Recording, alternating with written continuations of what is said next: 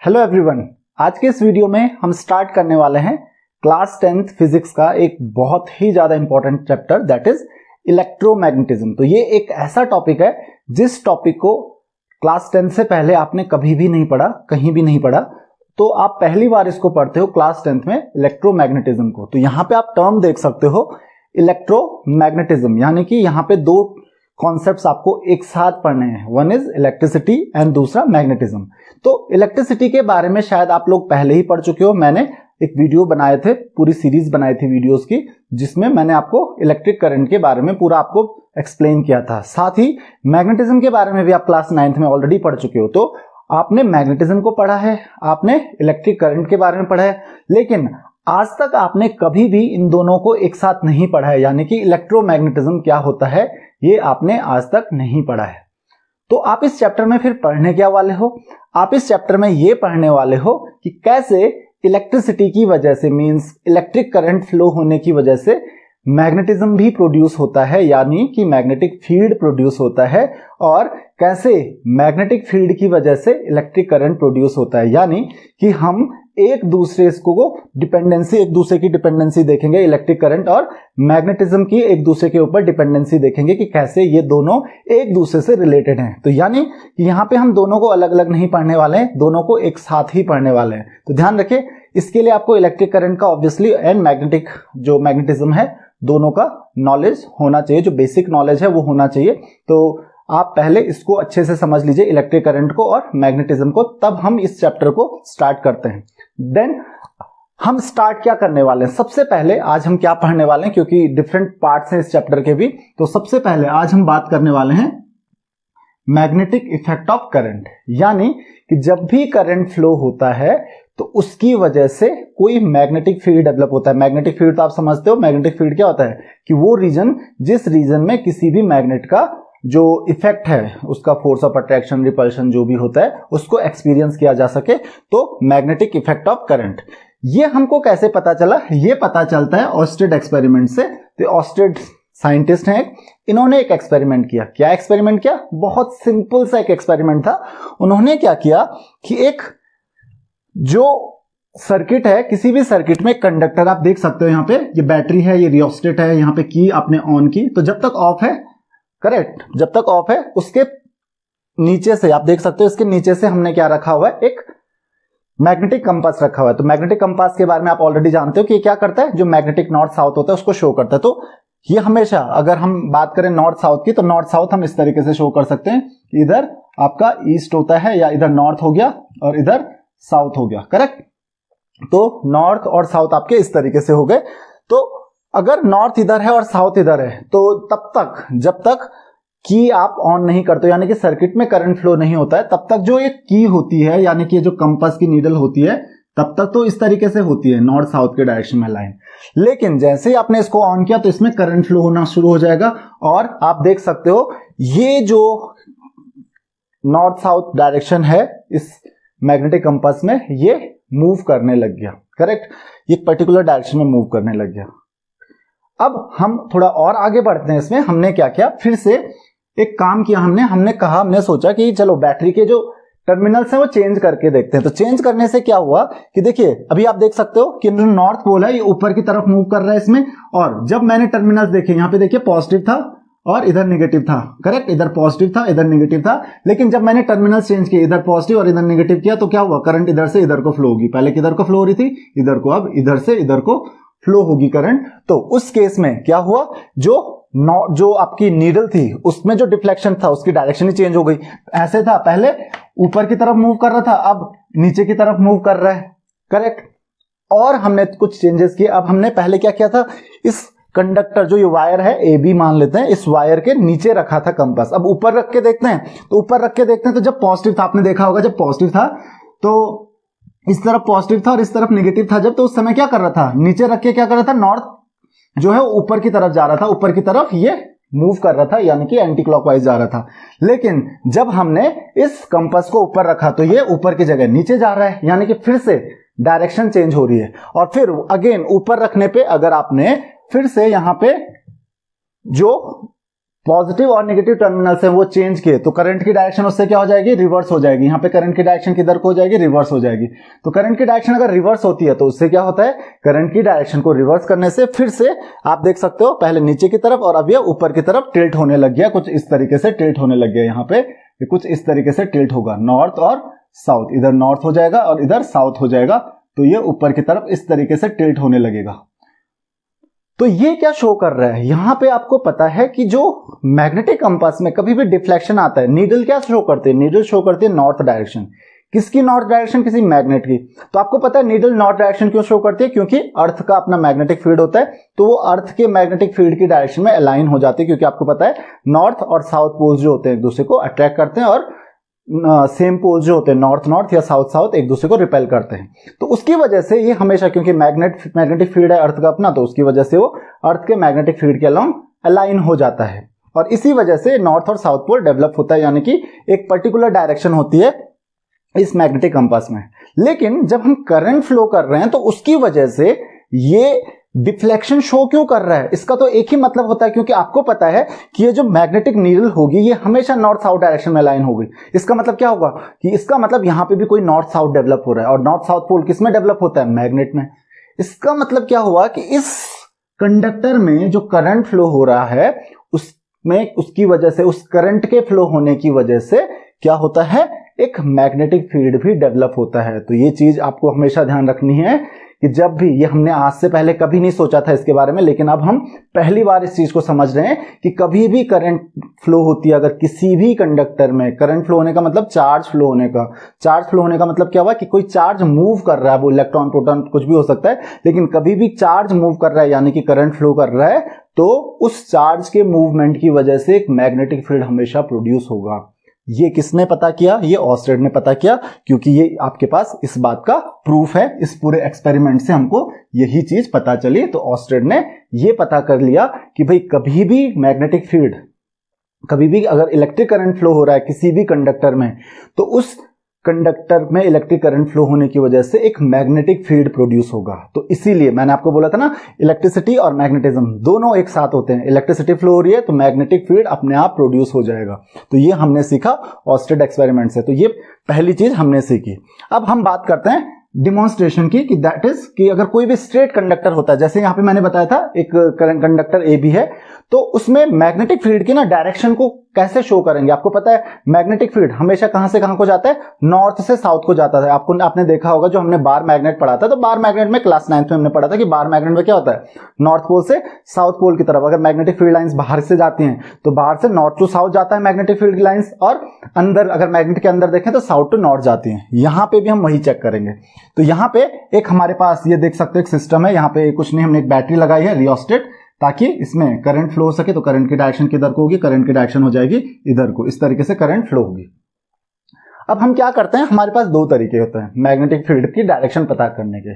क्या क्या तरीके होते हैं। पहला तरीका तो ये आपको पता होगा कि हम क्या करते हैं कि एक कार्डबोर्ड लेते हैं, ये आप देख सकते हो एक वायर है, करेक्ट, ये कंडक्टर है, स्ट्रेट कंडक्टर है आपके पास एक। इस कंडक्टर में एक क्या करते हैं हम लोग, एक कार्डबोर्ड लेते हैं, उस पे होल करते हैं और कंडक्टर को उसके अंदर इस तरीके से डाल देते हैं। तो हमने कार्डबोर्ड पे होल किया, इस तरीके से कंडक्टर को रख दिया और इस कार्डबोर्ड पे परपेंडिकुलर हमने रखा हुआ है। इस कार्डबोर्ड पे हम जो बहुत छोटे माइन्यूट पार्टिकल्स होते हैं, बहुत छोटे छोटे टुकड़े होते हैं आयरन के, उनको हम स्प्रेड कर देते हैं, करेक्ट। जो आयरन फ्लिंग्स जो होती हैं, आयरन फ्लिंग्स को इसमें हम स्प्रेड कर देते हैं। अब जैसे ही हम स्विच को ऑन करते हैं, मान लीजिए अभी तक स्विच ऑफ था, जैसे हमने स्विच को ऑन किया तो इससे क्या होता है, स्विच ऑन करने से क्या होता है, स्विच ऑन करने से जो ये पार्टिकल्स होते हैं, आयरन फिलिंग्स के जो पार्टिकल्स होते हैं, ये अपने आप को सर्कुलर पाथ में, मींस इस कंडक्टर के चारों तरफ सर्कुलर पाथ में अपने आप को ये अलाइन कर देते हैं। तो ये क्या शो करता है कि मैग्नेटिक फील्ड जो है ना, उस सर्कुलर पाथ में। अब इस मैग्नेटिक फील्ड की डायरेक्शन को पता करने के लिए क्या करेंगे हम, अगेन यहां पे ले लेंगे हम एक मैग्नेटिक कंपास। क्या ले लेंगे, एक मैग्नेटिक कंपास। तो मैग्नेटिक कंपास किसी भी पॉइंट पे क्या करता है, मैग्नेटिक फील्ड की डायरेक्शन को शो करता है। तो कहीं पे भी एक जगह पे रख दीजिए तो क्या करेगा, नॉर्थ पोल जो है उस मैग्नेटिक फील्ड में वो इधर शो करता है। यहां पे रखेंगे इधर शो करता है। इस तरीके से आपको एक सर्कुलर, यहां पे रखोगे तो वो इधर डायरेक्शन शो करेगा, यहां पे रखोगे तो इधर को करेगा, यहां पे रखोगे तो इधर को करेगा। इस तरीके से आपको एक क्या मिलेगा, एक सर्कुलर पाथ मिलेगा। तो मैग्नेटिक कंपास की हेल्प से आप मैग्नेटिक फील्ड का पता लगा सकते हो कि मैग्नेटिक फील्ड कैसे मूव कर रहा है, एक सर्कुलर पाथ में मूव कर रहा है। ये चीज ध्यान रखिए, कैसे मूव करता है, सर्कुलर पाथ में मूव करता है।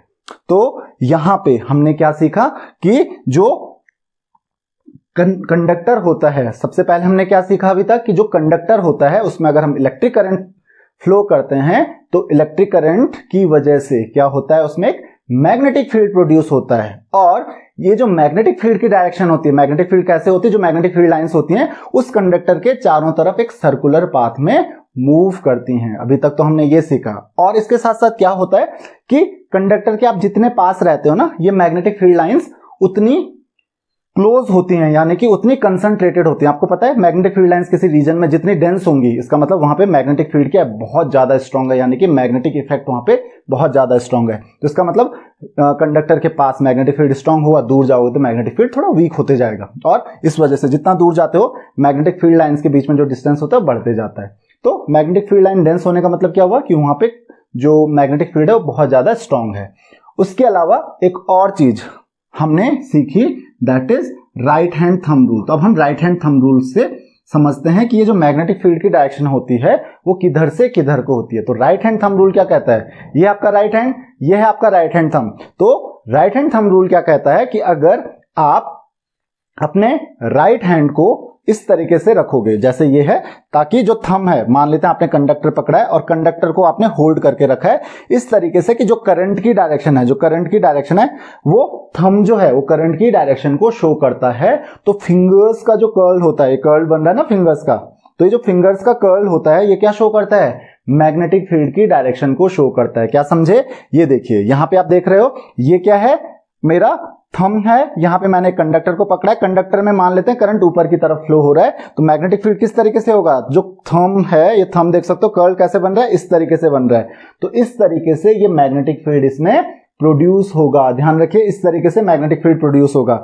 और अगर मैं उल्टा पकड़ूं इसको, तो उल्टा पकड़ूं तो मैग्नेटिक फील्ड की डायरेक्शन किधर को होगी, जैसे यहां पे था, तो यहां पे क्या था कि यहां पे आप देख सकते हो, यहां पे क्या है कि करंट नीचे की तरफ फ्लो हो रहा है, तो नीचे की तरफ, तो कर्ल देखिए, कर्ल कैसे बन रहा है, इस तरफ। तो यहां पे आप देख सकते हो, इसी वजह से यहां पे जो करंट की डायरेक्शन है यहाँ पे एंटी क्लॉकवाइज आपको दिख रही है, तो नीचे की तरफ करंट फ्लो हो रहा है, तो यहाँ पे राइट हैंड थंब रूल आपको अप्लाई करना है। तो राइट हैंड थंब रूल क्या कहता है कि अगर किसी भी कंडक्टर में करंट फ्लो हो रहा है तो उस करंट की वजह से मैग्नेटिक फील्ड जो प्रोड्यूस होगा वो किस तरीके से होगा कि अगर आप अपने राइट हैंड थंब को किस डायरेक्शन में अलाइन कर दो, करंट की डायरेक्शन में, करंट इधर को फ्लो हो रहा है। अब करंट का कैसे पता चलेगा कि किस डायरेक्शन में फ्लो हो रहा है, वो पता चल जाएगा आपको बैटरी से, कि बैटरी का पॉजिटिव टर्मिनल से नेगेटिव टर्मिनल की तरफ करंट फ्लो होता है। तो करंट की डायरेक्शन तो पता चल गई, उस डायरेक्शन में क्या करना है आपको, थंब को अलाइन करना है, और थंब को अलाइन कर दिया तो उससे क्या पता चला कि मैग्नेटिक फील्ड किधर को जाएगा, तो मैग्नेटिक फील्ड इधर को जाएगा। और अगर उल्टा कर दोगे, मतलब करंट उधर को फ्लो हो रही है तो मैग्नेटिक फील्ड की डायरेक्शन इधर को हो जाएगी।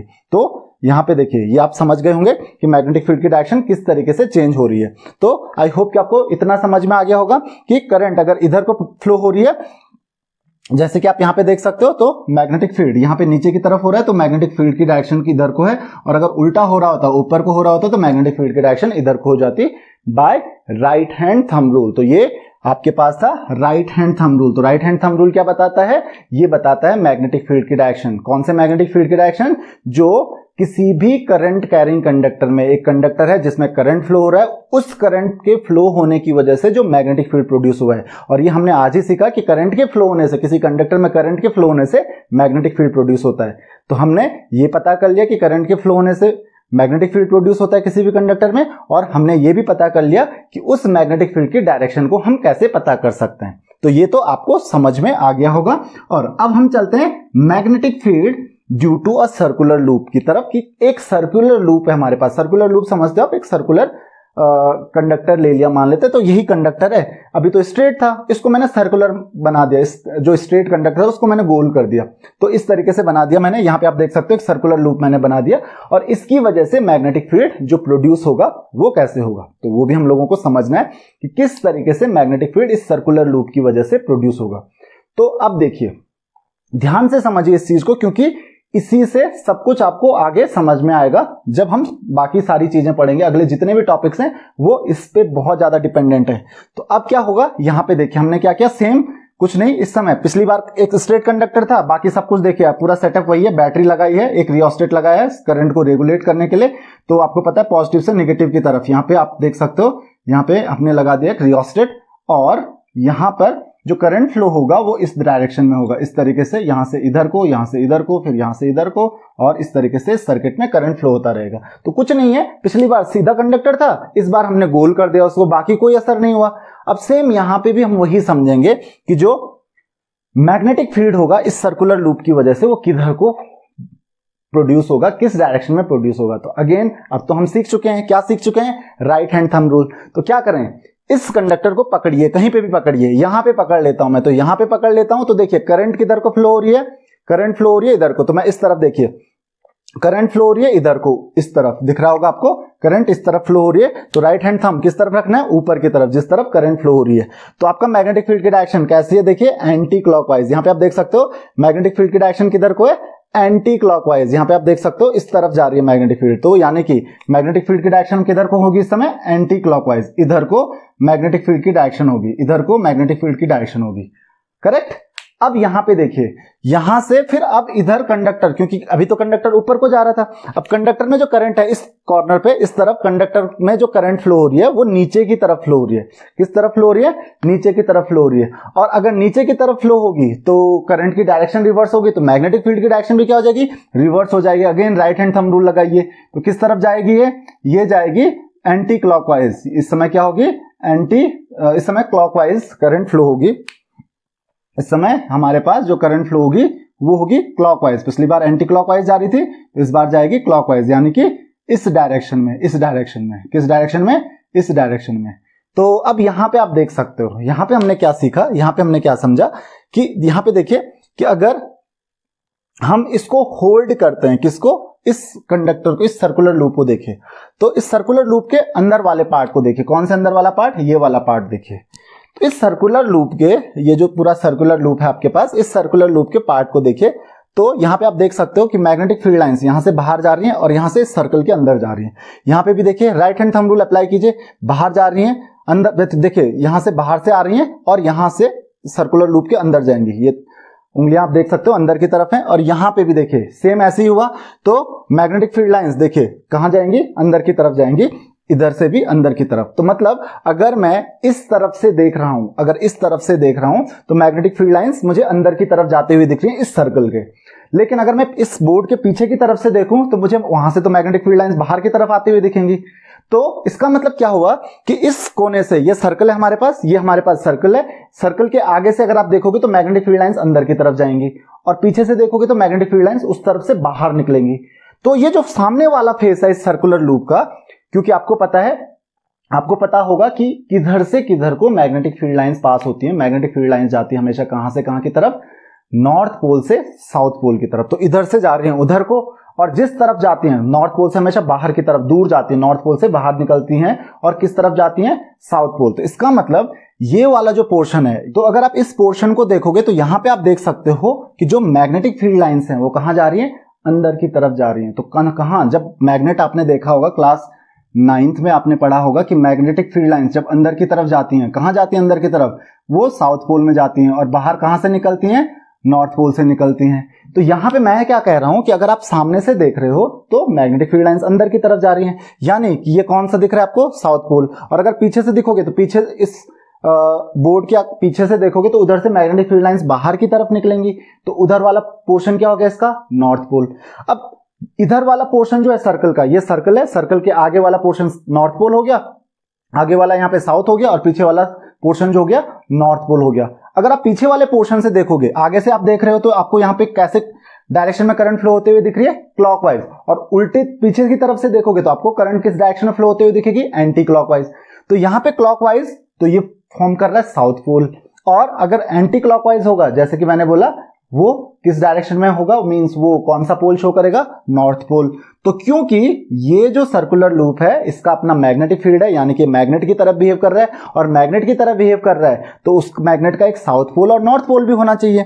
तो यहाँ पे ये सर्कुलर लूप मैंने बनाया, ये चीज ध्यान रखिए। अगर क्लॉकवाइज फ्लो हो रही है, अभी हमने क्या पता किया यहाँ पे कि अगर इसमें क्लॉकवाइज करंट, क्लॉकवाइज डायरेक्शन में जो है वो करंट फ्लो हो रही है, तो कौन सा पोल ये बना रहा है, ये बना रहा है साउथ पोल। ध्यान रखिए। अब क्लॉकवाइज और साउथ देखिए, इस तरीके से आप बनाइए, तब आपको याद रहेगा कि साउथ दोनों एंड्स के, एस के दोनों एंड्स पे आप क्या लगा लीजिए, एरो लगा लीजिए। तो साउथ वाला जो एस सिंबल जो होता है वो क्लॉकवाइज डायरेक्शन आपको शो करेगा, देख सकते हो इधर से इधर को, और अगर इस वाले एंड से देखोगे तो इधर को, ये क्लॉकवाइज डायरेक्शन। तो क्लॉकवाइज यानी कि अगर लूप में क्लॉकवाइज डायरेक्शन में करंट फ्लो हो रहा है तो इसका मतलब कौन सा है, कौन सा पोल हुआ, वो साउथ पोल। ये चीज ध्यान रखना। और ये सब हम कहां से पता कर पा रहे हैं, राइट हैंड थंब रूल से। तो राइट हैंड थंब रूल से हमने एक और चीज पता कर ली कि अगर सर्कुलर लूप में क्लॉकवाइज डायरेक्शन में करंट फ्लो हो रही है तो वो कौन सा पोल शो कर रहा है, साउथ पोल। और अगर मैंने उल्टा कर दिया, उल्टा क्या किया मैंने, कुछ नहीं किया, बस सिर्फ एक काम किया कि जो बैटरी है, बैटरी के टर्मिनल्स उल्टे कर दिए,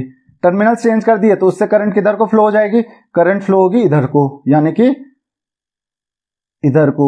तो ये किधर को फ्लो हो रही है, अब एंटी क्लॉकवाइज। तो एंटी क्लॉकवाइज में क्या हो गया, ये नॉर्थ पोल। तो नॉर्थ पोल इस तरीके से आप बना सकते हो, ये शो कर रहा है हमारा नॉर्थ पोल। तो anticlockwise north pole, clockwise south pole, ये आप हमेशा याद रखोगे। और ये सिर्फ किससे पता चला हमको, सिर्फ और सिर्फ राइट हैंड थंब रूल से। तो आई होप कि आपको इतना समझ में आ गया होगा। और अब हम चलते हैं कि magnetic field due to a solenoid. तो पहले उसके लिए सोलेनॉइड समझना होगा कि सोलेनॉइड होता क्या है। तो सोलेनॉइड को समझने के लिए यहां तक का कॉन्सेप्ट आपको पता होना चाहिए। अब सोलेनॉइड होता क्या है, पहले हम वो समझते हैं। सोलेनॉइड एक सर्कुलर लूप होता है, यहां पे एक सर्कुलर लूप है। अगर ऐसे ही हम बहुत सारे सर्कुलर लूप बना दें, करेक्ट, एक स्प्रिंग की तरह, जैसे आपने एक स्प्रिंग देखी होगी, तो एक स्प्रिंग की तरह यहां पे आप देख सकते हो बहुत सारे सर्कुलर लूप हो गए, तो उसको हम कहते हैं एक सोलेनॉइड। सोलेनॉइड में जनरली, सोलेनॉइड के अंदर, उस सर्कुलर लूप के अंदर जनरली एक रॉड होती है, या आप कह सकते हो एक आयरन कोर होता है, आयरन की एक रॉड होती है, सॉफ्ट आयरन की एक रॉड होती है। तो ऐसे में बनता है, तो एक सॉफ्ट आयरन की रॉड होती है और उसके चारों तरफ एक इंसुलेटेड वायर होती है। तो वायर का हम क्या करते हैं, बहुत सारे लूप्स बना देते हैं, और उन बहुत सारे लूप्स को हम इस तरीके से, जैसे स्प्रिंग होती है इस तरीके से सोलेनॉइड में किसी आयरन कोर के ऊपर हम रोल कर देते हैं। तो इसको हम कहते हैं सोलेनॉइड। अब इसके दो एंड्स होंगे, इस वायर के दो एंड्स होंगे, इनको हम कनेक्ट कर देते हैं एक बैटरी से। यहाँ पे आपको दिख रहा है एक बैटरी से हमने कनेक्ट कर दिया। तो करंट किस तरीके से फ्लो हो रही है, पॉजिटिव टू नेगेटिव, आपको दिख रहा है यहाँ पे पॉजिटिव टू नेगेटिव। तो पॉजिटिव टू नेगेटिव यानी कि इधर से घूम के फिर इधर, फिर मतलब इस तरीके से करंट फ्लो हो रही है, करेक्ट। तो ये सोलेनॉइड तो वैसे ही बिहेव करेगा। यहां पे देखिए एक ही लूप था, करेक्ट, और एक लूप में जिस तरीके से करंट फ्लो हो रही है, अब यहां पे 1 हो, 10 हो, 100 हो, 50 हो, 1000 लूप हो, उससे कोई फर्क नहीं पड़ने वाला, करंट तो वैसे ही फ्लो हो रही है। मतलब इस लूप में देखिए ऐसे करंट फ्लो हो रही है, तो हर लूप में ऐसी होगी। अब यहां पे आप ध्यान से देखिए, यहां पे आप देख सकते हो कि पोल्स का कैसे पता चलेगा हमको। तो देखिए करंट सर्कुलर लूप में फ्लो हो रही है, देखो यहां से बाहर से अंदर की तरफ जा रही है, बाहर से अंदर की तरफ, यहां से बाहर से गई अंदर की तरफ। तो अगर मैं इस फेस को देखूंगा तो देखिए इस फेस पे क्या हो रहा है, यहां से करंट बाहर से निकल रही है, यहां पे आप वायर देख सकते हो बाहर से जा रही है और उधर से अंदर की तरफ। तो बाहर से ऊपर की तरफ जा रही है और अंदर से नीचे की तरफ आएगी, फिर बाहर से ऊपर की तरफ, अंदर से नीचे की तरफ। तो अगर मैं ये वाला फेस देखूं तो उसमें करंट बाहर से इस तरीके से जा रही है, यानी कि आप ये देख सकते हो ये क्या है, एंटी क्लॉकवाइज डायरेक्शन है। और एंटी क्लॉकवाइज इसका मतलब क्या होगा, इधर बनेगा नॉर्थ पोल, इधर क्या बनेगा, नॉर्थ पोल। लेकिन अगर मैं यही ये वाला फेस देखूं तो ये वाले में भी यही हो रहा है, करंट बाहर से जा रही है और अंदर की तरफ, फिर बाहर से अंदर की तरफ। तो बाहर से अंदर की तरफ, इस वाले फेस की बात कर रहा हूं मैं इस समय, उस वाले फेस की नहीं। तो इस वाले फेस में भी अगर बाहर से अंदर की तरफ आप देख सकते हो, तो इसमें किधर को जा रही है करंट, एंटी क्लॉकवाइज, यानी कि कौन सा पोल हो गया, साउथ पोल। तो नॉर्थ पोल और साउथ पोल बन गया ना मैग्नेट का। तो नॉर्थ और साउथ अगर ऐसे बन गया तो यानी कि इधर जो है इस सोलेनॉइड का नॉर्थ पोल ये हो जाएगा और इधर साउथ पोल हो जाएगा। और आपको पता है नॉर्थ पोल और साउथ पोल मैग्नेटिक फील्ड किस तरीके से जाता है, north to south magnetic field lines जो हैं वो पास होती हैं। तो इस तरीके से आपकी magnetic field lines north to south जाएंगी, इस तरीके से आपकी magnetic field lines north to south जाएंगी, नॉर्थ से बाहर की तरफ और साउथ पे अंदर की तरफ। तो इस तरीके से साउथ पे अंदर की तरफ और नॉर्थ से बाहर की तरफ ये मैग्नेटिक फील्ड लाइंस निकलेंगी। तो ये बन गया आपका एक मैग्नेट की तरह बिहेव करता है एक सोलेनॉइड। तो आई होप कि आपको इतना समझ में आ गया होगा कि ये सोलेनॉइड होता क्या है। सोलेनॉइड कुछ नहीं, एक वायर्स का एक लूप, बहुत सारी लूप्स बना देते हैं हम वायर की, किस तरीके से, जैसे आपकी स्प्रिंग होती है हेलिकल शेप में, हेलिकल फॉर्म में, और उसको किसके ऊपर लैप करते हैं, किसके ऊपर करते हैं उसको रोल, उसको करते हैं हम एक सॉफ्ट आयरन कोर के ऊपर, हम उसको रोल करते हैं। बहुत सारे आपके लूप्स होते हैं एक सॉफ्ट आयरन कोर के ऊपर, और इससे बनता है आपका एक सोलेनॉइड। तो आई होप कि आपको ये चीज समझ में आ गई होगी।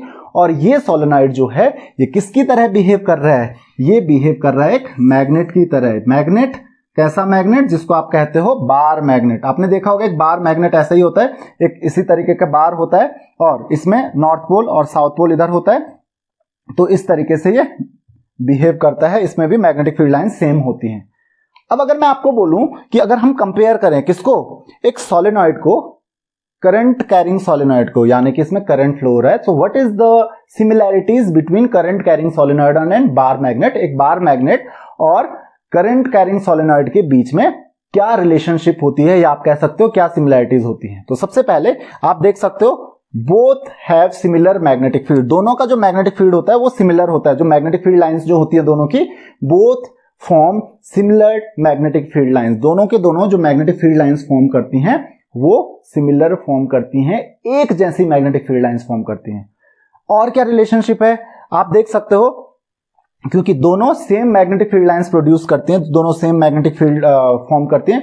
Both are attractive in nature, और you can say both attract the magnetic particles like iron. जो मैग्नेटिक सब्सटेंसेस होते हैं जो मैग्नेट्स की तरफ अट्रैक्ट होते हैं, तो जो बार मैग्नेट की तरफ अट्रैक्ट होते हैं वो इस सोलेनॉइड, करंट कैरिंग सोलेनॉइड की तरफ भी अट्रैक्ट होंगे ही होंगे। और क्या सिमिलैरिटी है? Both when suspended freely they align in the north south direction. तो बार मैग्नेट के बारे में आपने पढ़ा था कि बार मैग्नेट अगर आप ऐसे लटका दो फ्रीली तो ये नॉर्थ साउथ डायरेक्शन में अलाइन हो जाता है। सेम इस सोलेनॉइड के साथ भी होगा। तो ये तो तीनों सिमिलैरिटीज हो गई इन दो के बीच में, बार मैग्नेट के बीच में, बार मैग्नेट और जो आपका सोलेनॉइड है इन दोनों के बीच में। अब इन दोनों में अगर डिसिमिलैरिटीज ढूंढें, डिफरेंसेस ढूंढें, तो डिफरेंसेस क्या है? पहला डिफरेंस क्या है कि the solenoid behaves like a magnet only when current flows in it। आपको पता है मैग्नेटिक प्रॉपर्टीज आई क्यों इसमें? क्योंकि हमने मैग्नेटिक इफेक्ट ऑफ करंट के बारे में पढ़ा कि करंट के फ्लो होने से मैग्नेटिज्म भी प्रोड्यूस होता है, मैग्नेटिक फील्ड प्रोड्यूस होता है। तो जो मैग्नेटिक फील्ड प्रोड्यूस हुआ है ना, वो सिर्फ करंट के फ्लो होने की वजह से हुआ है। यानी कि आपने करंट फ्लो करना बंद कर दिया, मैग्नेट गया, मैग्नेट है ही नहीं, वो मैग्नेटिक की तरह वो बिहेव करेगा ही नहीं। But in case of bar magnet it behaves, or you can say it has permanent magnetic field, और it behaves like a magnet permanently। वो permanent magnetic field उसका होता है।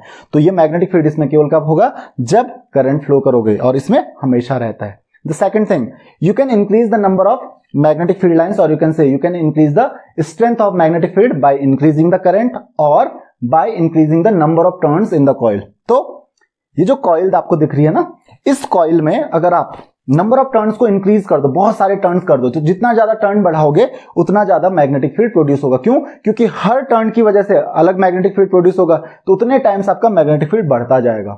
और दूसरा, अगर करंट इंक्रीज करोगे, क्योंकि आपको पता है कि मैग्नेटिक फील्ड हो क्यों रहा है प्रोड्यूस, करंट के फ्लो होने की वजह से, तो करंट को भी इंक्रीज करोगे तो मैग्नेटिक फील्ड की स्ट्रेंथ जो होगी वो भी बढ़ जाएगी। तो ये चीज ध्यान रखिए कि ये अगर आप मैग्नेटिक फील्ड की स्ट्रेंथ बढ़ाना चाह रहे हो तो करंट बढ़ा सकते हो, but in this case, in case of bar magnet, you can not increase the magnetic field strength. इसकी मैग्नेटिक फील्ड स्ट्रेंथ फिक्स रहती है, उसको आप इंक्रीज नहीं कर सकते हो। इसको आप इंक्रीज या डिक्रीज कर सकते हो बाय इंक्रीजिंग और डिक्रीजिंग द करंट, या फिर बाय इंक्रीजिंग और decreasing the number of turns in the coil. ज्यादा टर्न करोगे तो ज्यादा स्ट्रॉन्ग मैग्नेटिक फील्ड होगा। तो ये आपको समझ में आ गया होगा।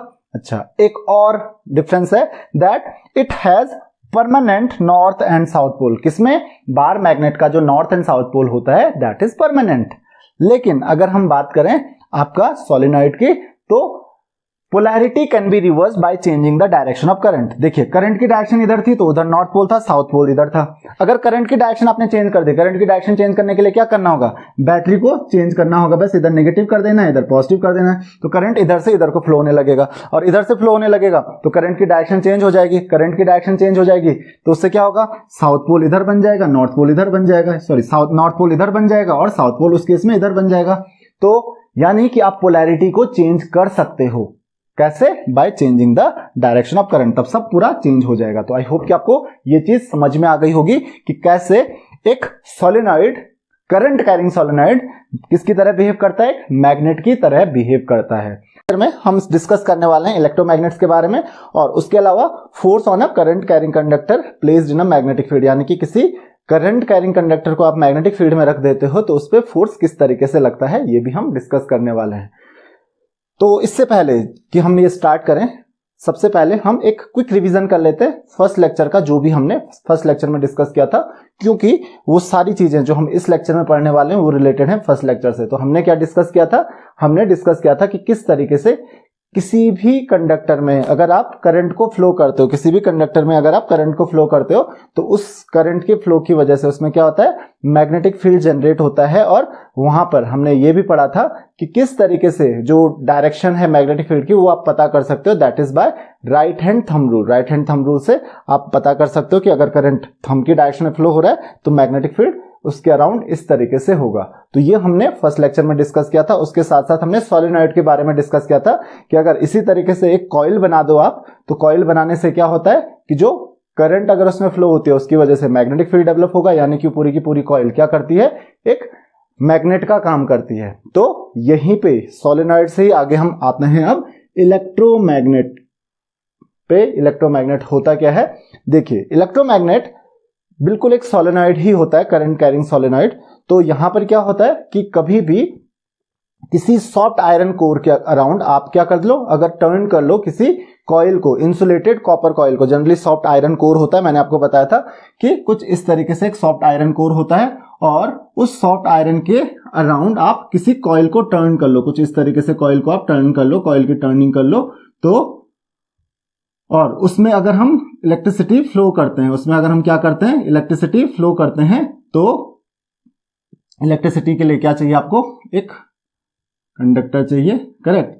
अगर हम उसमें इलेक्ट्रिसिटी फ्लो करते हैं तो आपको क्या मिलता है, इसको हम कहते हैं इलेक्ट्रोमैग्नेट। ये बनता है आपका इलेक्ट्रोमैग्नेट। तो ये आपको मैंने पिछली भी क्लास में बताया था कि सोलेनॉइड आप इसी तरीके से बना सकते हो। तो बेसिकली जो एक करंट कैरिंग सोलेनॉइड होता है, जो कि हमने पिछले लेक्चर में डिस्कस किया था, तो करंट कैरिंग सोलेनॉइड आप एक इलेक्ट्रोमैग्नेट भी उसको कह सकते हो अगर उसमें करंट फ्लो हो रहा है तो। और आपको पता है नॉर्थ और साउथ डायरेक्शन किस तरीके से डिसाइड करनी है, बाय आपको पता है that is right hand thumb rule. तो कि अगर क्लॉकवाइज डायरेक्शन में किसी भी साइड को आप देखो, अगर क्लॉकवाइज डायरेक्शन में करंट फ्लो हो रहा है किसी भी एंड पे, तो वो एंड क्या हो जाएगा, साउथ पोल हो जाएगा, और जिसमें एंटी क्लॉकवाइज हो रहा है तो वो नॉर्थ पोल हो जाएगा। तो इसमें अगर आप देखेंगे तो करंट कुछ इस तरीके से फ्लो हो रहा है, करंट कुछ इस तरीके से फ्लो हो रहा है, करेक्ट।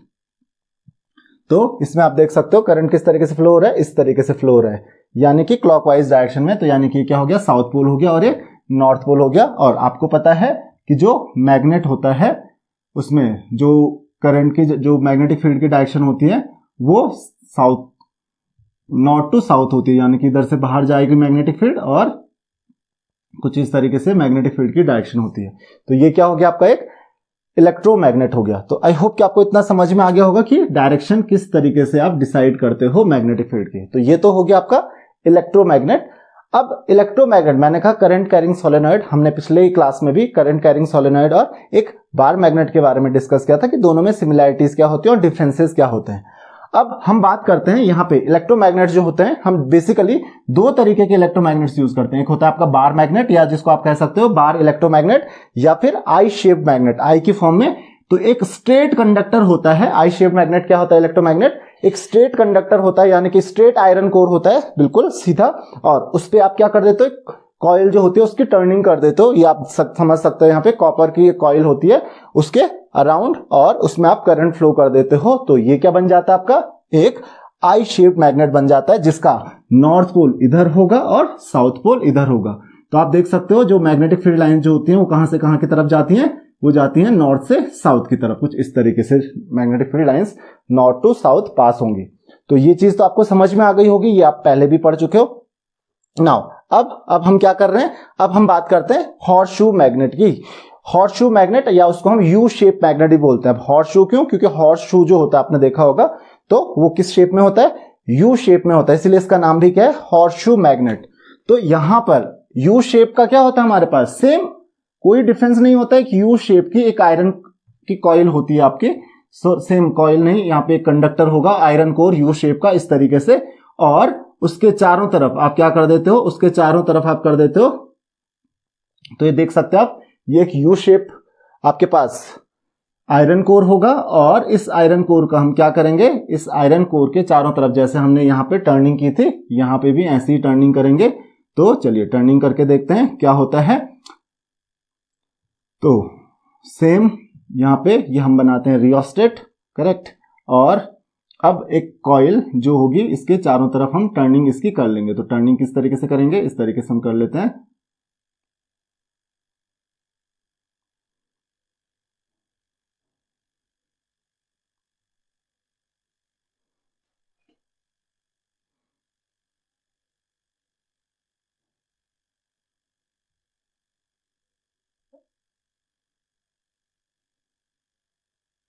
इस तरीके से हम टर्निंग कर लेते हैं। अब अगर आप देखोगे तो यहां पर करंट किस तरीके से फ्लो होता है, करंट कुछ इस डायरेक्शन में फ्लो होगा, यहां से इधर की डायरेक्शन में, फिर ऊपर की डायरेक्शन में, यहां पे कुछ इस डायरेक्शन में फ्लो होगा करंट, करेक्ट,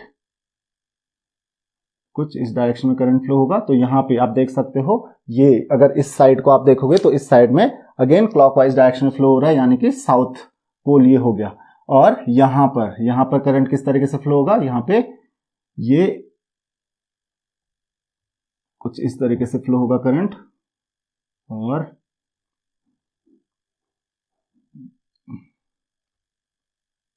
यहां पे नीचे की तरफ फ्लो होगा करंट, कुछ इस तरीके से करंट फ्लो हो जाएगा।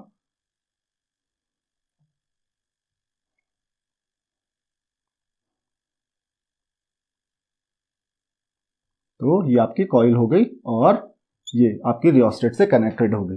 अब आप चाहो तो यहाँ पे की भी लगा लो, जैसे आप इस पे भी की लगा सकते हो, करेक्ट। तो यहाँ पे आप देख सकते हो ये आपका साउथ पोल हो जाएगा और ये हो जाएगा आपका नॉर्थ पोल। यहाँ पे अगर आप देखोगे तो नॉर्थ पोल में आप देख सकते हो करंट एंटी क्लॉकवाइज, और इस यहाँ पे साउथ पोल में करंट क्लॉकवाइज डायरेक्शन में फ्लो हो रही है। तो जो मैग्नेटिक फील्ड होगा, क्योंकि इधर नॉर्थ पोल इधर साउथ पोल हो गया आपका, कुछ इस तरीके से होता है, ये आपका साउथ पोल हो गया और ये आपका नॉर्थ पोल हो गया।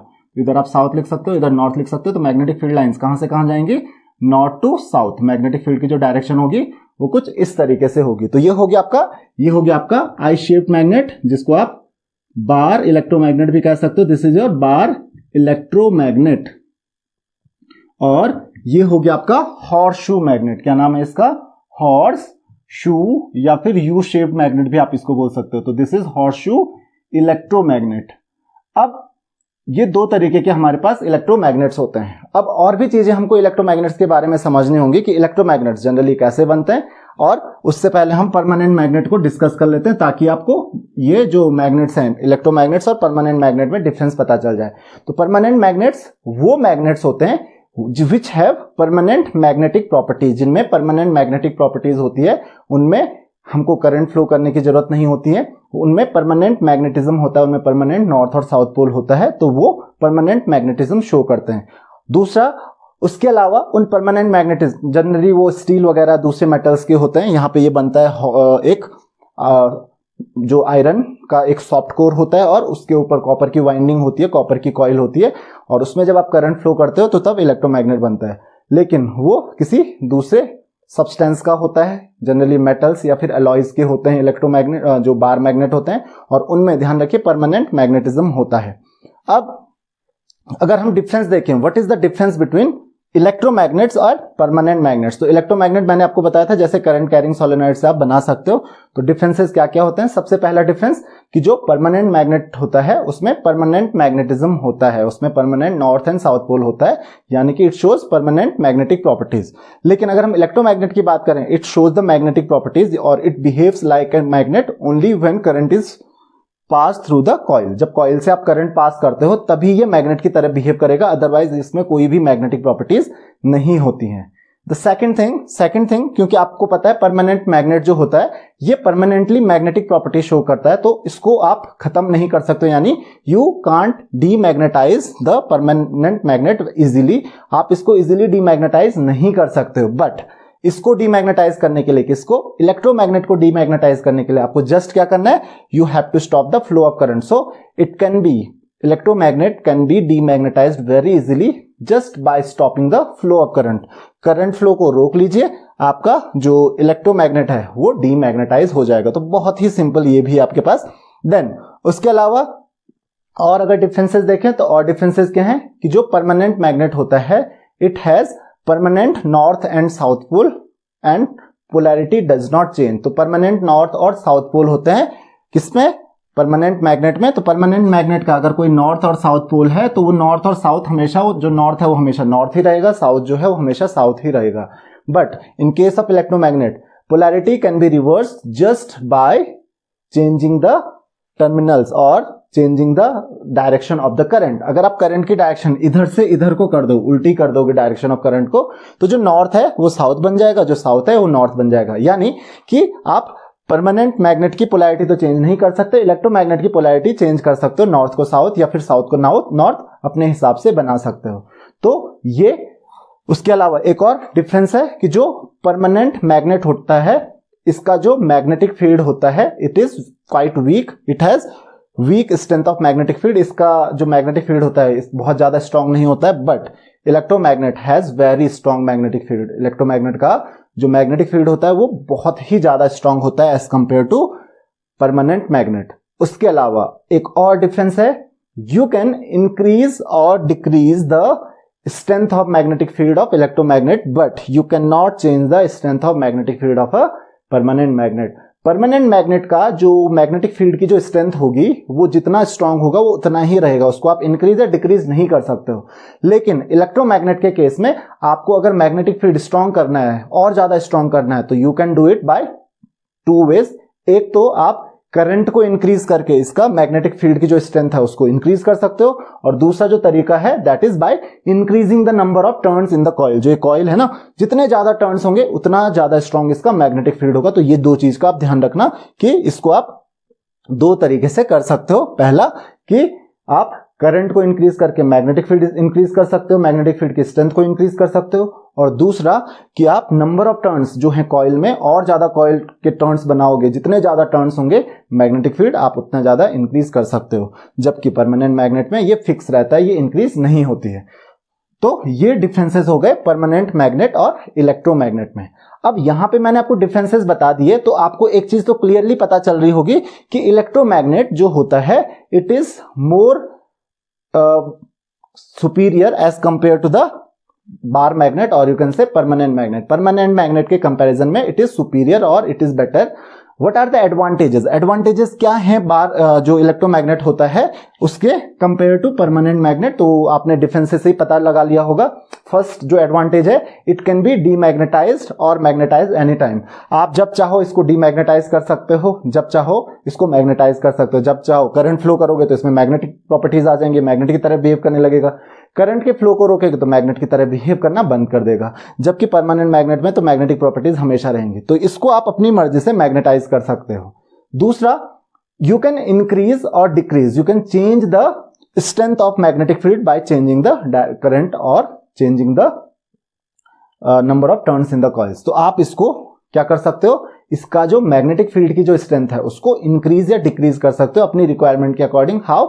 Just by changing the current. अगर नंबर ऑफ टर्न्स की बात करें तो नंबर ऑफ टर्न्स को चेंज करना हम प्रीफर नहीं करते हैं, क्योंकि एक बार आपने टर्न्स बना दिए तो बार बार उसको चेंज करना, वो इलेक्ट्रोमैग्नेट में जहां पे हम यूज करते हैं वहां पे वो सुटेबल नहीं होता है। तो जनरली हम सिर्फ करंट को चेंज करके ही इसके जो मैग्नेटिक फील्ड होता है उसकी स्ट्रेंथ को चेंज कर सकते हैं। वन मोर डिफरेंस और one more advantage, that the polarity of the electromagnet can be reverse but the polarity of permanent magnet can not be reverse. तो ये बहुत इंपॉर्टेंट डिफरेंस है। तो इन डिफरेंसेस की वजह से the electromagnet is superior as compare to the permanent magnet, उससे ज्यादा यूजफुल होता है। और एक और डिफरेंस मैंने आपको बताया था कि it's magnetic field strength is more as compare to the magnetic field strength of permanent magnet. जो मैग्नेटिक फील्ड की स्ट्रेंथ होती है वो इलेक्ट्रोमैग्नेट की बहुत ज्यादा होती है as compare to permanent magnet. तो इसीलिए इलेक्ट्रोमैग्नेट को हम प्रीफर करते हैं to permanent magnet. Permanent magnet की जगह में हम इलेक्ट्रोमैग्नेट को यूज करना ज्यादा सुटेबल समझते हैं, और ये सारे उसके रीजंस हो गए। अब बात करते हैं इलेक्ट्रोमैग्नेट को यूज कहां पे हम करते हैं।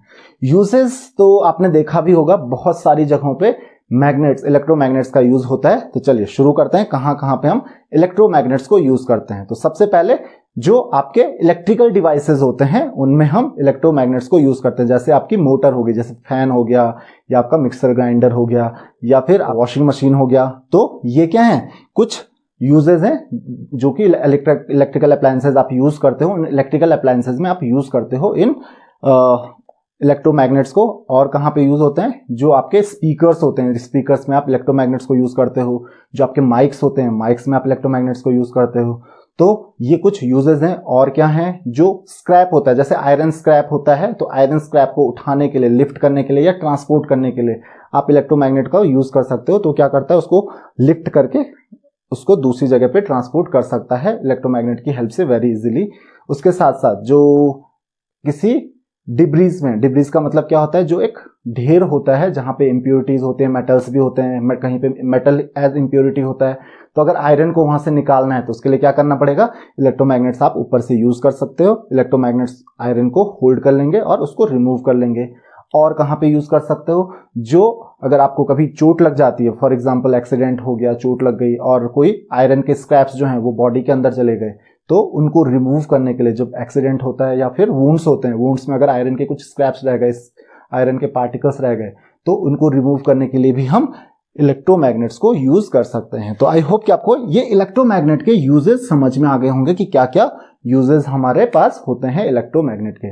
नाउ नेक्स्ट टॉपिक है आपके पास, force on a current carrying conductor placed in a magnetic field. तो इसी से आगे हम बढ़ते हैं। अब हम क्या करते हैं, देखिए अभी तक हमने क्या पढ़ा कि जब भी एक करंट कैरिंग कंडक्टर होता है, यानी कि किसी भी कंडक्टर में करंट फ्लो होता है, तो उसकी वजह से उसमें मैग्नेटिक प्रॉपर्टीज आ जाती हैं, उसका मैग्नेटिक फील्ड डेवलप होने लगता है और ऑब्वियसली मैग्नेटिक प्रॉपर्टीज तो आएंगी ही। अब हम क्या पढ़ रहे हैं कि अगर उसी कंडक्टर को, किस कंडक्टर को, जिस कंडक्टर में करंट फ्लो हो रहा है, उसको हमने किसी मैग्नेटिक फील्ड में रख दिया, तो मैग्नेटिक फील्ड में रखने पे उस पर फोर्स लगता है। अब पहले मैं आपको यह समझा देता हूं कि फोर्स लगेगा क्यों।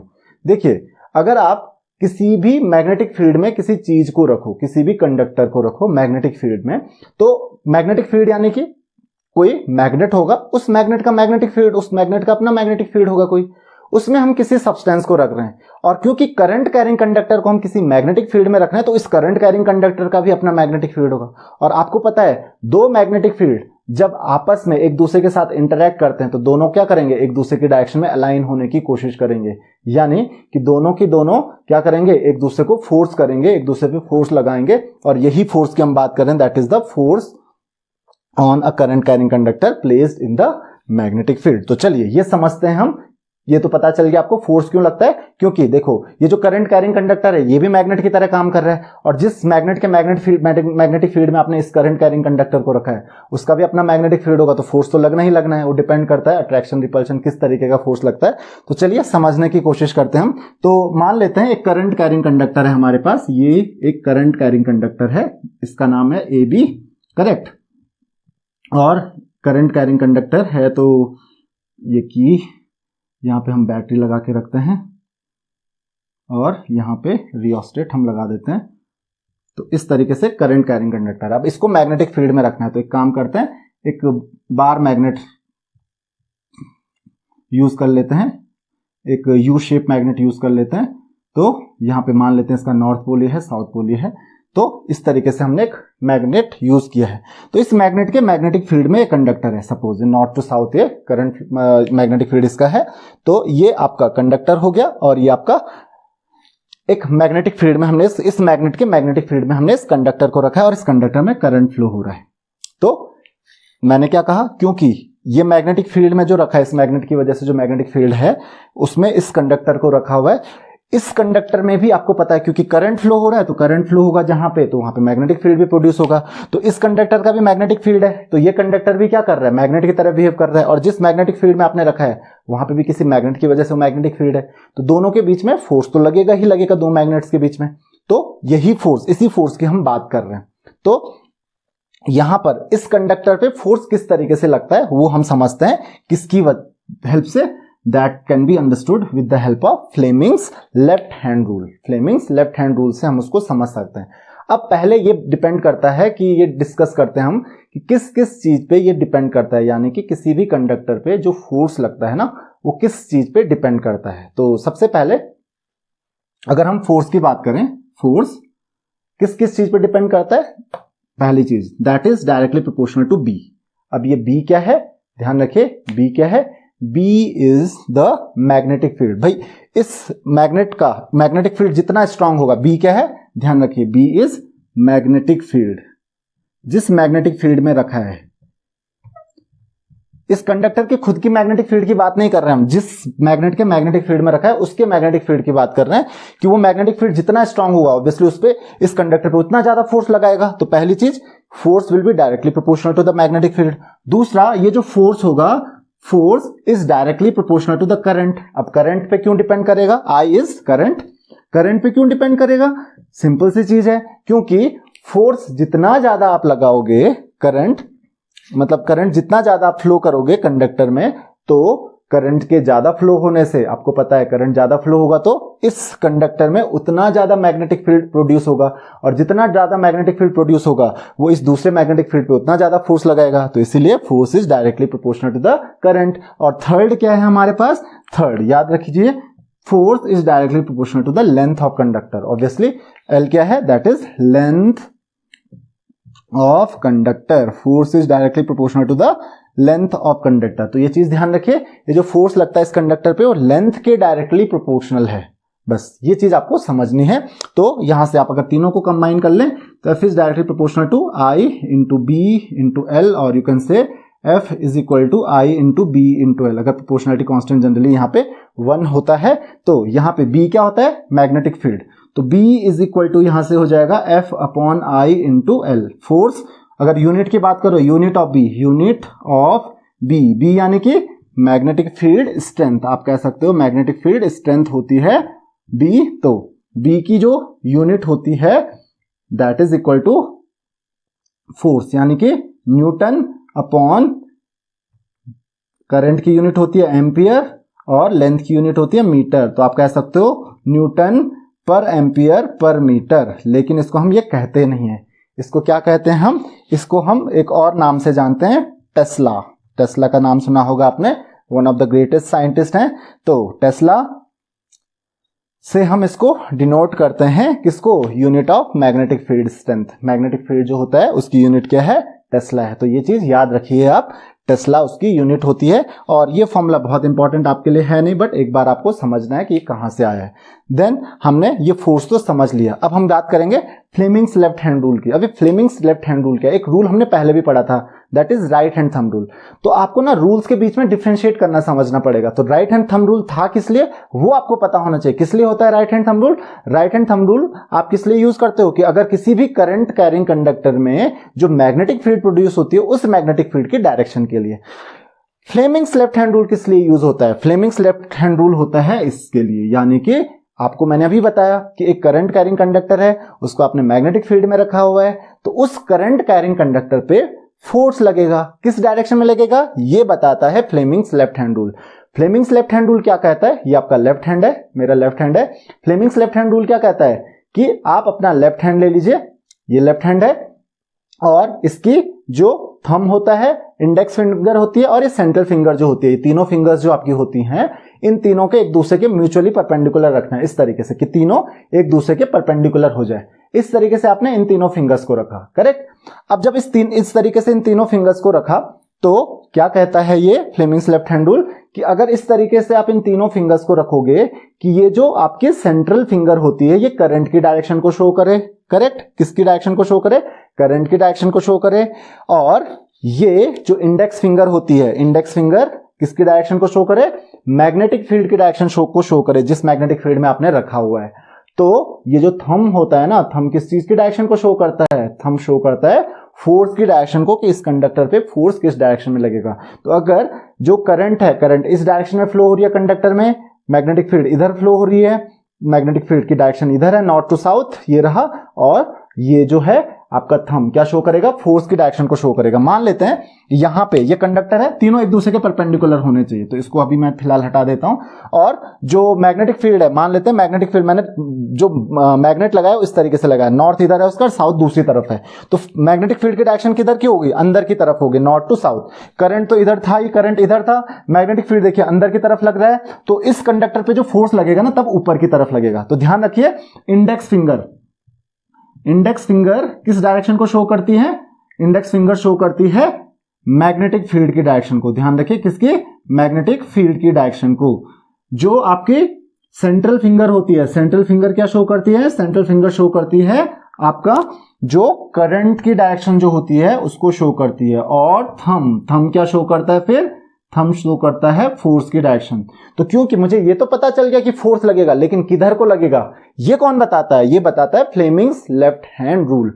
तो अब ये चीज क्लियर हो गई कि Fleming's left hand rule use किस लिए होता है। फ्लेमिंग्स लेफ्ट हैंड रूल हम तब यूज करते हैं जब हमने किसी करंट कैरिंग कंडक्टर को किसी मैग्नेटिक फील्ड में रखा हुआ है और मुझे ये पता करना है कि उस करंट कैरिंग कंडक्टर पे फोर्स किधर को लगेगा। तो वो कैसे पता करना है? ऐसे फ्लेमिंग्स लेफ्ट हैंड रूल में कि अगर करंट की डायरेक्शन जो है वो जो आपके सेंटर फिंगर करंट की डायरेक्शन को शो करती है, जैसे कि मैंने आपको यह भी बताया मैग्नेटिक फील्ड ये आपकी 4 फिंगर शो करती है, तो आपका जो थंब होगा ये किसकी डायरेक्शन को शो करेगा? फोर्स की डायरेक्शन को। तो थंब की डायरेक्शन में फोर्स आपको पता चल जाएगा कि फोर्स किधर को लगेगा।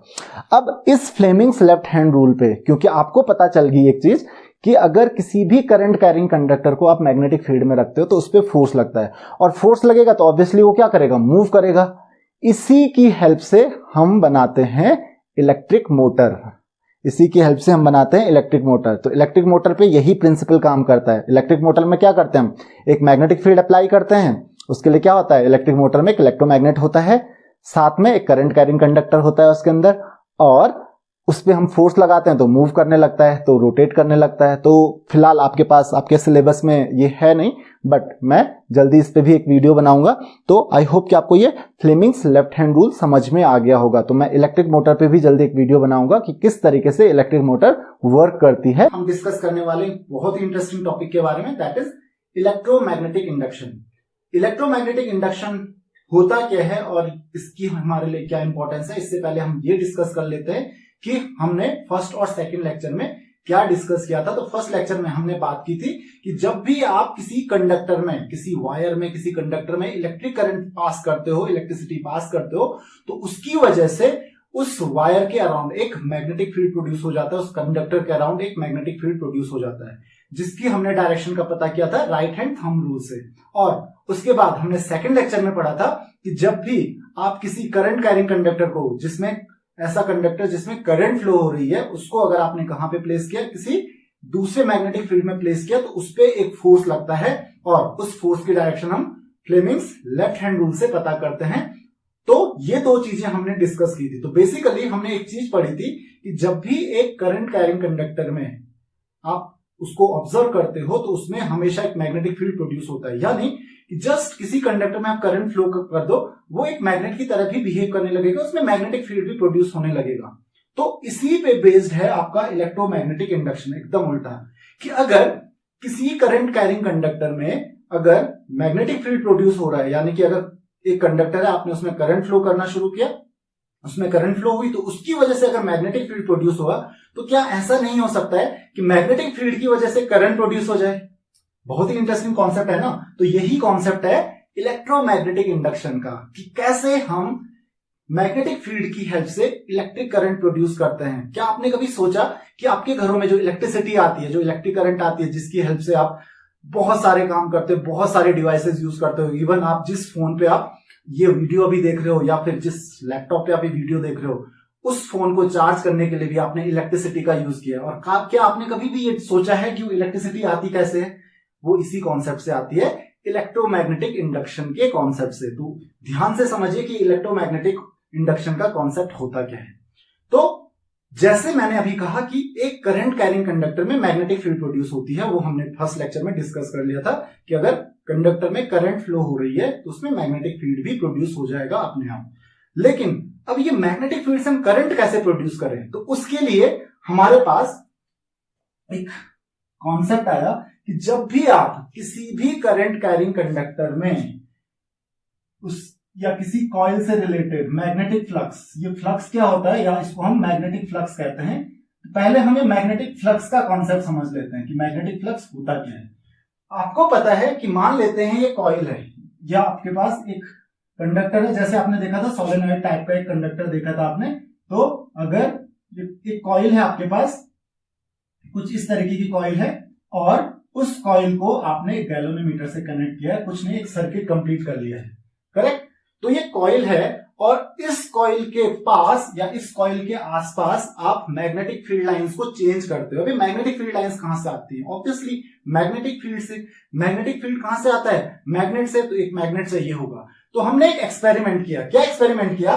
हमने एक मैग्नेट लिया, मैग्नेट नॉर्थ और साउथ पोल उसका होगा, और हमने क्या किया, जैसे ही हम इस मैग्नेट को इस करंट कैरिंग कंडक्टर के पास, सॉरी ये करंट कैरिंग कंडक्टर नहीं है, जैसे ही हम इस मैग्नेट को इसके पास लेके आते हैं, इस कॉइल के पास लेके आते हैं, तो हमने देखा कि जो गैल्वेनोमीटर है इसमें डिफ्लेक्शन शो होने लगता है, ये डिफ्लेक्ट होने लगता है। आपको पता है कि गैल्वेनोमीटर क्या होता है, गैल्वेनोमीटर एक सिर्फ ऐसा डिवाइस होता है, वो जस्ट क्या करता है कि जब भी उसमें करंट फ्लो होता है तो डिफ्लेक्ट करने लगता है, तो वो डिफ्लेक्शन शो करने लगता है, और फिर जब हम दूर लेके जाते हैं तो फिर से ये डिफ्लेक्शन शो करता है, लेकिन इस समय ये अपोजिट डायरेक्शन में शो करता है। तो मैंने क्या कहा, जब मैग्नेट को हम इसके पास लेके गए तो ये डिफ्लेक्ट हुआ, फिर जब मैग्नेट को दूर लेके गए तो फिर से डिफ्लेक्ट हुआ, लेकिन इस समय अगर पास लेके जाने में इधर को डिफ्लेक्शन शो कर रहा था, तो दूर लेके जाने में वो दूसरी डायरेक्शन में डिफ्लेक्ट हो रहा था। दूसरी डायरेक्शन में डिफ्लेक्ट होने का मतलब क्या हुआ कि करंट फ्लो हो रही है, एक बार इस डायरेक्शन में पास लेके जा रहे हैं तो किसी और डायरेक्शन में फ्लो हो रही है, और दूर लेके जा रहे हैं तो किसी और डायरेक्शन में ये करंट फ्लो हो रही है। तो यहां पर हम क्या समझने वाले हैं, इससे हमको क्या पता चलता है, क्या किया हमने ऐसा कि जिसकी वजह से करंट प्रोड्यूस हुई, क्योंकि हमने एक एक्सपेरिमेंट किया और हमने यहां पे ये देखा कि करंट प्रोड्यूस हो रही है। तो क्या हमने ऐसा किया, तो हमने चेंज किया उसका मैग्नेटिक फ्लक्स। तो मैग्नेटिक फ्लक्स क्या है कि मान लेते हैं ये सामने से हम बनाते हैं कि मान लेते हैं कॉइल है, और इस कॉइल के आसपास से, जैसे कि आपको पता है कि नॉर्थ पोल और साउथ पोल जो होते हैं मैग्नेट के, नॉर्थ पोल से मैग्नेटिक फील्ड लाइन पास होती है और ये साउथ पोल की तरफ जाती है। तो ये तो आपको ऑलरेडी पता है, साउथ पोल की तरफ मैग्नेटिक फील्ड लाइंस पास होती है। तो होता क्या है कि जब आप इस मैग्नेट को दूर लेके जाते हो तो जो number of magnetic field lines इस कॉइल को क्रॉस कर, इस कॉइल के अंदर से होते हुए जा रही हैं, तो number of magnetic field lines क्या हो जा रही है, वो मैग्नेटिक फील्ड लाइंस बढ़ जा रही हैं। लेकिन जब आप इस मैग्नेट को दूर लेके जा रहे हो तो number of magnetic field lines क्या हो जा रही है, कम हो जा रही है। तो यही मैग्नेटिक फ्लक्स होता है। मैग्नेटिक फ्लक्स क्या होता है, मैग्नेटिक फ्लक्स होता है number of magnetic field lines, ध्यान रखिए, these are the number of magnetic field lines passing through per unit area, number of magnetic field lines passing through per unit area, ध्यान रखिए, तो उसको हम कहते हैं मैग्नेटिक फ्लक्स। तो किसी गिवन एरिया में कितनी मैग्नेटिक फील्ड लाइंस पास होंगी, आपको पता है किसी गिवन एरिया में मैग्नेटिक फील्ड लाइंस जितनी ज्यादा होंगी वहां पे मैग्नेटिक फील्ड उतना स्ट्रांग होगा, मैग्नेटिक फील्ड लाइंस जितनी कम होंगी वहां पे मैग्नेटिक फील्ड उतना कम होगा। तो हम वही करते हैं, अगर पास लेके जाते हैं तो मैग्नेटिक फील्ड, उसके आसपास मैग्नेटिक फील्ड स्ट्रांग हो जाता है, उसकी वजह से इसके अंदर से जो number of magnetic field lines होंगी वो ज्यादा पास होंगी। और जब आप दूर लेके जाओगे इसको, तो दूर लेके जाने में क्या हो रहा है, क्योंकि दूर लेके जा रहे हो तो इसके पास फिर मैग्नेटिक फील्ड, इसके पास का मैग्नेटिक फील्ड वीक हो जाएगा, और उसकी वजह से number of magnetic field lines जो जाएंगी कॉइल से वो कम हो जाएंगी। तो हम कर क्या रहे हैं, हम मैग्नेटिक फील्ड लाइंस को चेंज कर रहे हैं। अगर आप स्टेशनरी रखोगे, चाहे आप मैग्नेट को इसके कितना भी पास रख लो या फिर कितना भी दूर रख लो, अगर आप मैग्नेट को स्टेशनरी रखोगे यानी कि मूव नहीं करोगे, तो यहां पे बिल्कुल भी करंट प्रोड्यूस नहीं होती है। और जब आप मूव करते हो, पास लेके जाते हो, फिर दूर लेके जाते हो, पास लेके जाते हो, दूर लेके जाते हो, तो डिफ्लेक्शन शो हो रहा है गैल्वेनोमीटर में। इसका मतलब क्या हुआ, इसका तो एक ही मतलब है कि जो गैल्वेनोमीटर में डिफ्लेक्शन शो हो रहा है, क्यों शो हो रहा है, क्योंकि वहां पे करंट प्रोड्यूस हो रही है। और करंट किस वजह से प्रोड्यूस हो रही है, क्या किया हमने ऐसा कि करंट प्रोड्यूस हुई, हमने कुछ नहीं किया, हमने number of magnetic field lines passing through per unit area वो चेंज कर दिया। यानी कि आप ये कह सकते हो कि हमने क्या चेंज किया, मैग्नेटिक फ्लक्स चेंज किया। तो यही है इलेक्ट्रोमैग्नेटिक इंडक्शन का कॉन्सेप्ट। तो इलेक्ट्रोमैग्नेटिक इंडक्शन का कॉन्सेप्ट क्या कहता है कि whenever the number of magnetic field lines, या आप कह सकते हो whenever the magnetic flux linked to a coil is changed and EMF is induced in it, यानी कि आप कभी भी किसी कॉइल से लिंक्ड मैग्नेटिक फ्लक्स को चेंज करते हो, जस्ट मैग्नेटिक फ्लक्स को चेंज करते हो, उसकी वजह से इसमें एक ईएमएफ इंड्यूस होता है, ईएमएफ प्रोड्यूस होता है, और उसी ईएमएफ की वजह से करंट फ्लो होता है। इस ईएमएफ को हम इंड्यूस्ड ईएमएफ कहते हैं। तो क्या कहा मैंने कि whenever the number of magnetic field lines passing through a coil, या आप कह सकते हो whenever the magnetic flux linked to a coil is changed and EMF is produced in it, और उस ईएमएफ को हम कहते हैं इंड्यूस्ड ईएमएफ। क्या कहते हैं हम उसको, इंड्यूस्ड ईएमएफ। इंड्यूस का मतलब होता है इंस्पायर, तो उसको हम कहते हैं इंड्यूस्ड ईएमएफ। तो आई होप कि आपको इतना समझ में आ गया होगा कि इंड्यूस्ड ईएमएफ क्या है, एंड दिस फिनोमेनन, इसी फिनोमेनन को हम कहते हैं इलेक्ट्रोमैग्नेटिक इंडक्शन। अब इलेक्ट्रोमैग्नेटिक इंडक्शन के कॉन्सेप्ट को समझने के लिए हमको यह समझना पड़ेगा कि Faraday's laws of electromagnetic induction होते क्या हैं, इससे आपको क्लियरली समझ में आ जाएगा कि किस तरीके से हम मैग्नेटिक फील्ड की हेल्प से इलेक्ट्रिसिटी प्रोड्यूस कर सकते हैं। क्योंकि आपने कुछ नहीं किया, आपने मैग्नेट को मूव किया और इलेक्ट्रिसिटी प्रोड्यूस हो गई, ऑब्वियसली इलेक्ट्रिक करंट फ्लो होना शुरू हो गया। तो यही कॉन्सेप्ट है, जिस कॉन्सेप्ट पे बेस्ड है आपका जितनी भी आपके घरों पे इलेक्ट्रिसिटी आती है वो सारा इसी कॉन्सेप्ट पे बेस्ड है, वो है इलेक्ट्रोमैग्नेटिक इंडक्शन पे बेस्ड। और ये जो कॉन्सेप्ट है ये फैराडे के सिर्फ 2 लॉज पे बेस्ड है। अगर आपको ये 2 लॉज समझ में आ गए तो आप पूरी इलेक्ट्रिसिटी को, पूरा किस तरीके से इलेक्ट्रिसिटी जनरेट होती है, हर वो चीज समझ जाओगे। तो फैराडेज के 2 लॉ हैं, फैराडे के 2 हैं। पहला है फैराडेज फर्स्ट लॉ। तो फैराडेज फर्स्ट लॉ बात करता है इलेक्ट्रोमैग्नेटिक इंडक्शन की, कि किस तरीके से ईएमएफ इंड्यूस होता है। जो मैंने अभी बात कही इलेक्ट्रोमैग्नेटिक इंडक्शन की definition, that whenever the magnetic flux linked to a coil is changed and EMF is produced in it। तो EMF किस तरीके से प्रोड्यूस करना है, जस्ट आपको सिर्फ और सिर्फ क्या करना है, मैग्नेटिक फ्लक्स चेंज करना है किसी कॉइल से लिंक्ड।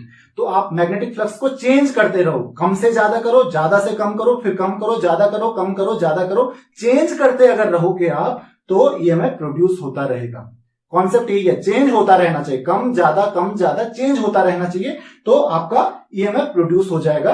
ये है आपका Faraday's first law. Faraday's first law क्या बताता है कि EMF किस तरीके से आप मैग्नेटिक फील्ड की हेल्प से प्रोड्यूस कर सकते हो। फिर सेकंड लॉ क्या बताता है, फैराडेज सेकंड लॉ क्या बताएगा फिर, तो फैराडेज सेकंड लॉ ये बताता है, ये तो बता दिया कि जो EMF है वो किस तरीके से प्रोड्यूस होगा। सेकंड लॉ ये बताता है कि कितना प्रोड्यूस होगा। तो क्या बोलता है सेकंड लॉ, ये कहता है कि the magnitude of EMF produced is, ये आप कह सकते हो magnitude of EMF induced is directly proportional to the rate of change of magnetic flux. जिस रेट से मैग्नेटिक फ्लक्स चेंज हो रहा है उस रेट पे ही डिपेंड करता है कौन, इंड्यूस्ड EMF। तो ये कह रहा है कि induced EMF is directly proportional to, ध्यान रखिए कहता है कि induced EMF is directly proportional to rate of change of magnetic flux.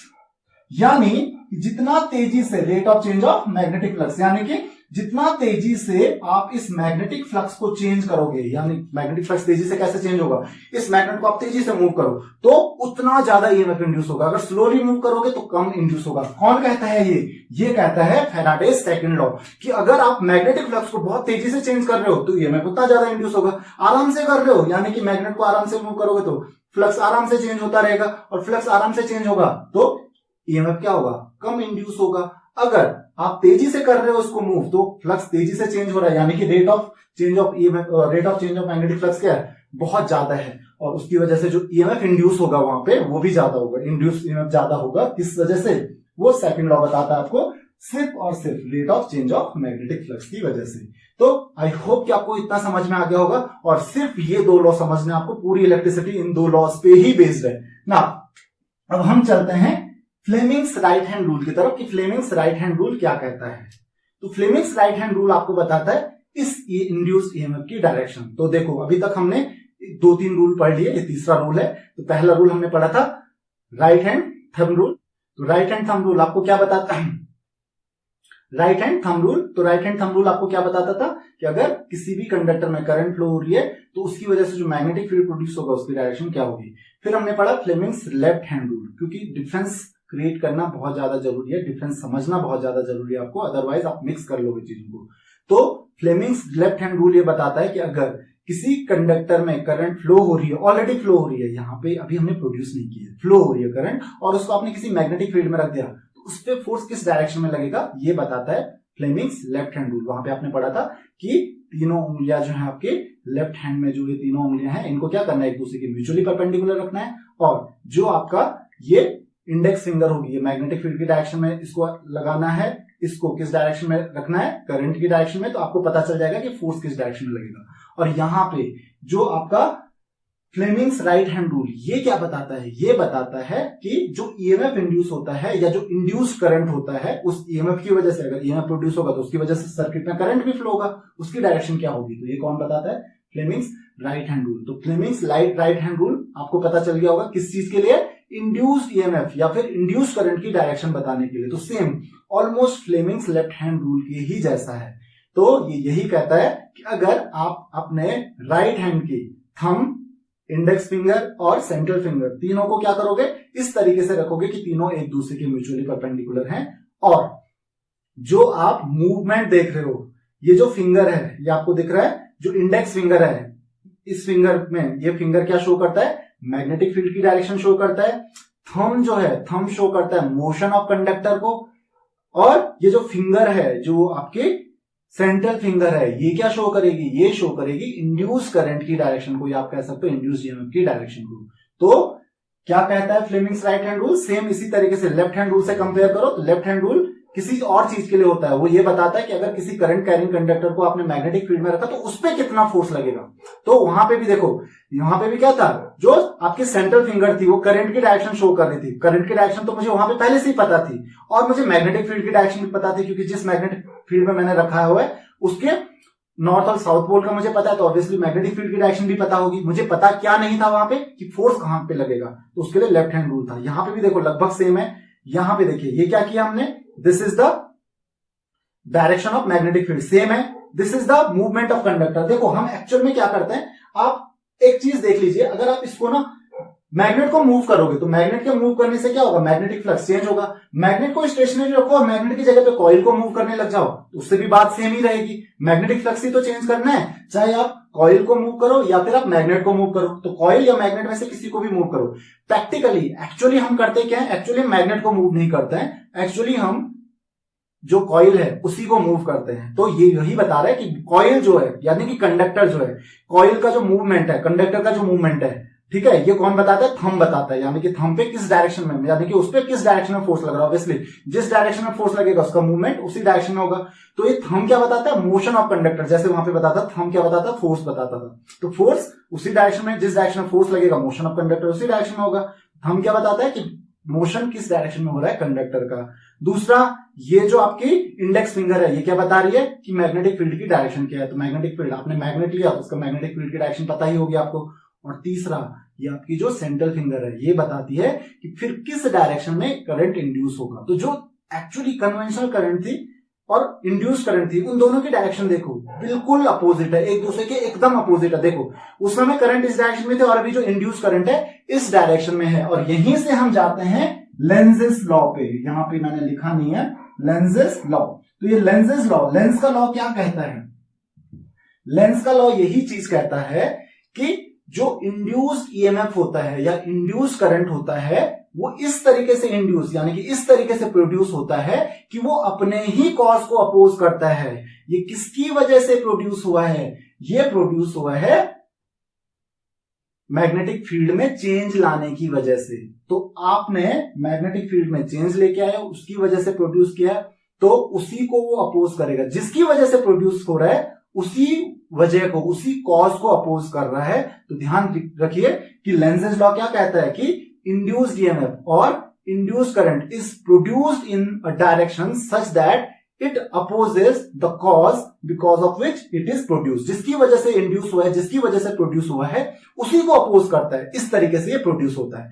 तो यहां पे देख लीजिए, अगर यहां पे आपको समझना हो तो यहां पे क्या किया आपने, यहां पे आप क्या कर रहे हो, इसको पास लेके जा रहे हो। पास लेके जा रहे हो तो क्या कहा मैंने कि अपने कॉज को अपोज किया करेगा। तो आप पास लेके जा रहे हो तो इसको अपोज करेगा, यानी कि वो नहीं चाहता है कि पास है।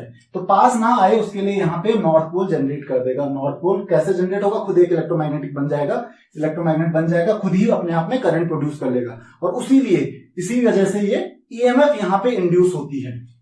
उसी तरीके से अगर आप उल्टा करोगे, अगर आप दूर लेके जाओगे, तो आप दूर लेके जा रहे हो तो वो नहीं चाहता है कि, अगेन लेंस लॉ को याद रखो, वो नहीं चाहेगा कि आप उसको दूर लेके जाओ। तो वो क्या करेगा, इधर उस समय नॉर्थ पोल बना था तो उसको अट्रैक्ट करने की कोशिश करेगा, यानी कि उस समय इधर साउथ पोल बन जाएगा।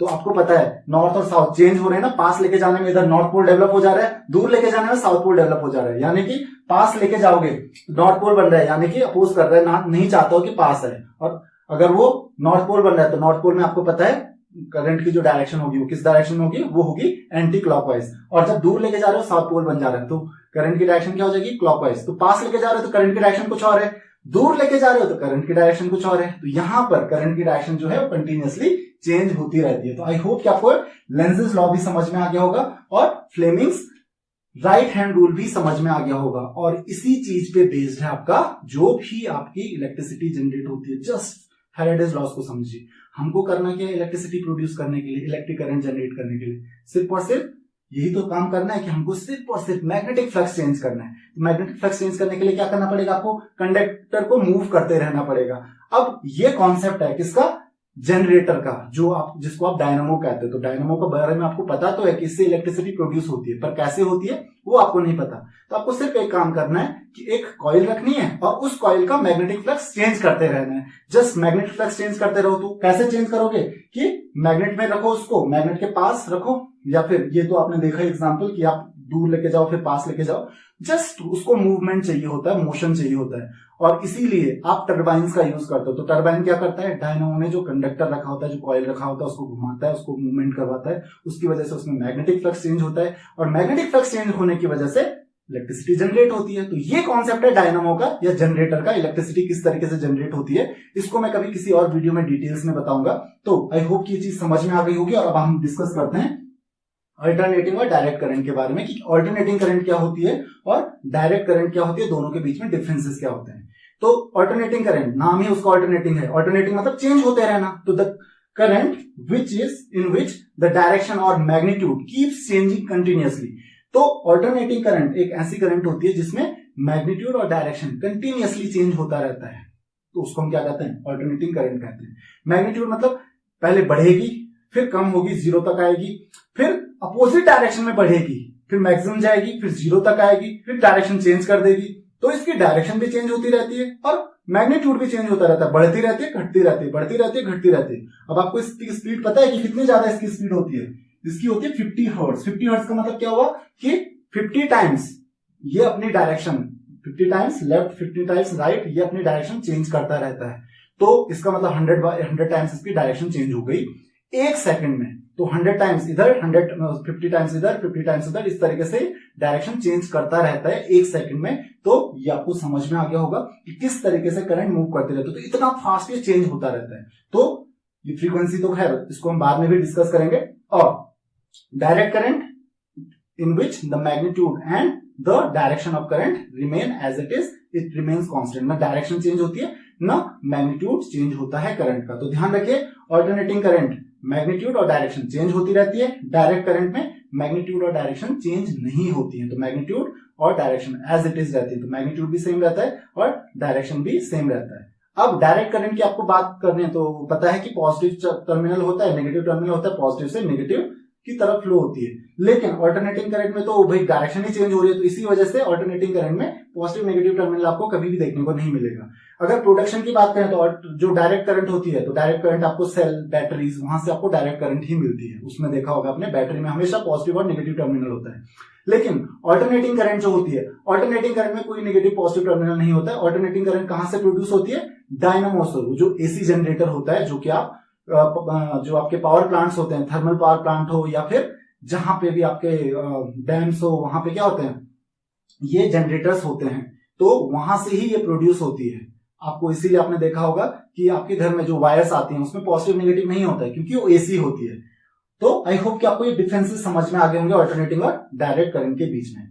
अब बात करते हैं advantages of AC over DC. बहुत बड़ा एडवांटेज है एसी का ओवर डीसी, और यही रीजन है कि हम सब एसी बहुत ज्यादा यूज में लेके आते हैं, डीसी को हम बहुत कम यूज करते हैं। इसका रीजन क्या है, इसका रीजन ये है कि डीसी में जो पावर लॉस होता है ना, बहुत ज्यादा होता है, क्योंकि एसी में आप वोल्टेज को कम ज्यादा कर पाते हो, डीसी में नहीं कर पाते हो। इसकी वजह से डीसी में पावर लॉसेस बहुत कम होते हैं। जब शुरू में इलेक्ट्रिसिटी सप्लाई करना शुरू हुआ था, जब इलेक्ट्रिसिटी प्रोड्यूस करके हम घरों में लाइट लेके आए थे, जब एडिसन ने ये सब काम शुरू किया था, उस टाइम एक पावर प्लांट होता था जहां पे इलेक्ट्रिसिटी जनरेट होती थी, और इलेक्ट्रिसिटी जो प्रोड्यूस होती थी ना, वो जस्ट उसके 1 किलोमीटर के आसपास, 1 किलोमीटर से भी कम, बल्कि आधे किलोमीटर के रेडियस में सप्लाई होती थी। और अगर आप उससे दूर भेजोगे, तो जितना दूर भेजोगे वायर के क्रॉस, उतनी ज्यादा पावर लॉस होती है, और उसकी वजह से दूर तक आप भेज ही नहीं पाते थे। मतलब आपको हर 1 किलोमीटर में एक इलेक्ट्रिसिटी का पावर प्लांट जनरेट करना पड़ता, मतलब पावर प्लांट बनाना पड़ता, और वहीं पे हर 1 किलोमीटर के रीजन में आपको इलेक्ट्रिसिटी जनरेट करनी पड़ती। तो कितना डिफिकल्ट टास्क था, और यही काम, यही जो डिसएडवांटेज था डीसी का, वो एसी ने पूरा किया। तो एसी के केस में हम क्या करते हैं, हम वोल्टेज इतना हाई कर देते हैं, करंट इतना कम कर देते हैं कि पावर लॉस एकदम कम हो जाता है।